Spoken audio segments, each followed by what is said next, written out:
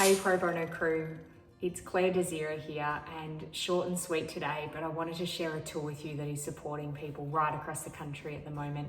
It's supporting people that are feeling shaky, wobbly, uncertain, and as I record this video, Melbourne has just been called into lockdown with a nightly curfew.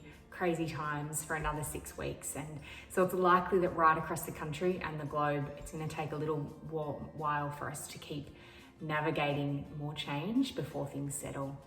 The tool I wanted to share with you is our daily to feel list. We use this in our team and thousands of people across Australia are using it too. It's a free tool on our website, and basically it's a different way to write your to-do list in the morning.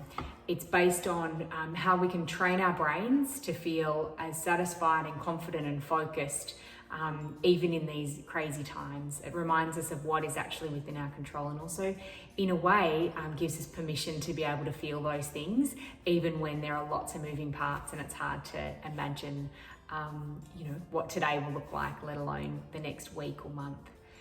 We really highly recommend it as a way, as I said, to train your brain, reset your day, get rid of that to-do list and do this instead. You'll still find that you're actually getting a lot done. It'll be just less transactional and less coping, and could be a little bit more lighter and enjoyable, which we should absolutely be giving ourselves permission for at the moment. At my business at Top 5 Movement, we flipped the script on change mindset and resilience training, and every team that we're working with at the moment uses this tool to help retrain their brain, rewire their brain, and really strengthen those practice thoughts that they lean to during uncertain times. Thank you so much for listening. We hope you find it helpful. You can head over to our website and grab a copy or follow the links below. And lastly, big hats off to Karen and Wendy and the whole team at Pro Bono Australia.